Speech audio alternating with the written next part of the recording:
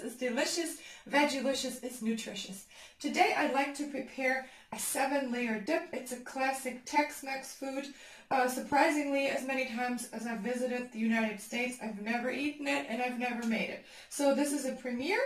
I don't know how many layers it's actually going to be. It's going to be a vegetarian version because I cannot eat soy or almonds, so I can't have vegan cream cheese or sour cream. So you can make this vegan if you want to simply replace the sour cream with soy sour cream and the cheese with vegan cheese. As for the layers, the bottom layer will be a bean layer. I don't have refried beans, so I'm going to make my own. I'm going to put these beans in my Thermomix with some spices and then cook it down. The next layer probably is going to be some corn to put extra veggies in there. Then we have a sour cream layer. We have a guacamole, which I will freshly prepare for you guys. Then we have a tomato layer, a lettuce layer. Actually, lettuce is still outside in the cold. Cheese layer, and then some garnish on top with all kinds of delicious little add-ons. Chilies and olives and chopped peppers. Maybe some jalapenos. I have some chipotle and adobo. And here's some chili. And let's start with the bean layer. On top of that, I'm preparing some Pizza Hut style breadsticks. Normally you would serve this with some tortilla chips, but today we're trying not just the tortilla chips but the breadsticks because the kids would like to have them. So I've already prepared my dough here. It's still rising.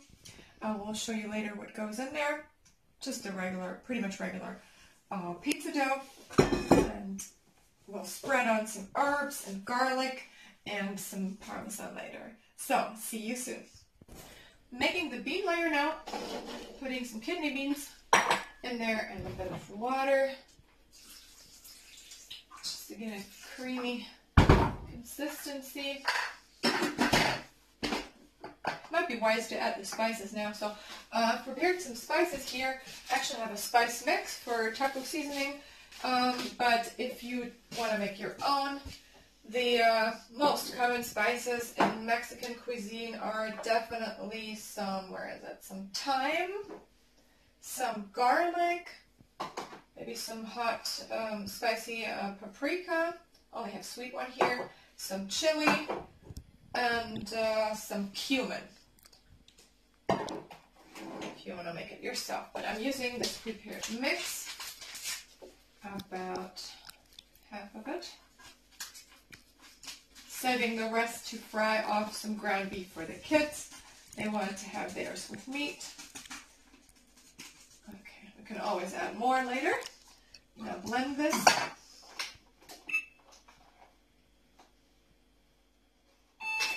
Be right back. So I'm just quickly heating this on the stove so the flavors can develop and the water can cook down a little bit. Now this first layer offers great protein, especially if you're plant-based or vegetarian. You're dependent on getting your protein from good sources such as beans.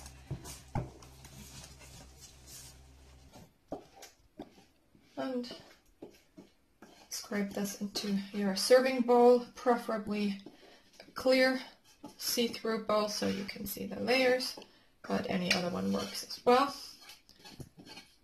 Next, I'm adding a layer of corn before we move on to the guacamole. I decided to add my chipotle and adobo to the corn. It's a nice combination of sweet and spicy. Looks a bit messy right now. Let's add it using my fingers. They're clean, of course. A bit more. Next up is the guacamole. I just wanted to show you really quickly how you can de-seed a chili. Of course you can slice it and just scrape out the seeds, but there's also a trick of just rolling it between your fingers and see the seeds fall out right there. That way you can keep this round shape and have pretty rings without seeds. So I just started putting in the avocado, using 3 small or medium-sized avocados here. Next up, some tomatoes, about the amount of 1 tomato, and some chili. I have to try first. Let's see how hot it is.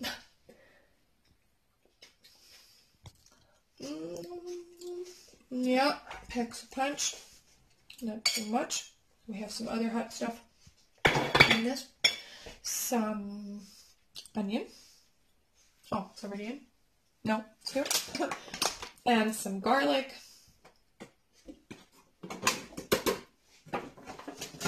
The cilantro. Okay, we'll retain some for my garnish. And this is not authentic, but I like it anyway, just to add a bit of flavor. It's a bit of vinegar and a bit of olive oil. Again, not authentically Mexican. Everything else is, but this is not. And then I'm adding just a bit of onion powder to give it some extra flavor.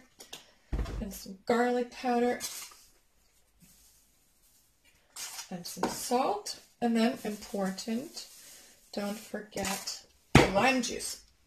What you want to do is roll your lime and like massage it, so to get the maximum amount of juice out of it.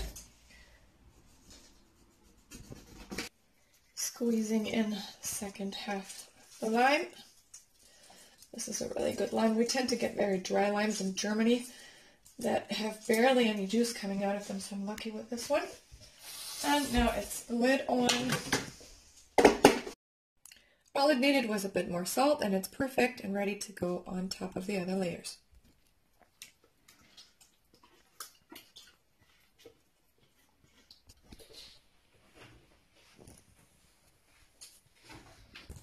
Next layer is some salsa. I think it will be easier this way around. I'm not sure. Maybe I should have put on the sour cream first. But this is my first time making it. Now I'm starting to wish I had a deeper dish because I think it's going to be pretty tight up there. You don't have to add a lettuce layer, but I wanted the additional benefit, the vitamins, and the crunch and the freshness. Actually, cheating a little bit. Okay. Now I think next I will add my cheese. This is aged, matured cheddar cheese. Very good for your gut microbiome. I think I've counted 8 layers already, so this is a 7 or whatever layer dip. And really feel free to alternate the order of the layers. And my favorite part, garnishing, finishing this off with a mixed layer of chilies, tomatoes, chopped green onions, and some chopped black olives. And in the next video, I will show you how to make these delicious Pizza Hut style breadsticks that we're going to gobble this beautiful layer dish up with. And this is our beautiful 7 or whatever layers dish, and I'm really excited to have it for dinner. So thank you for joining me. See you again soon on Veggielicious. Veggielicious is delicious. Veggielicious is nutritious. Bye!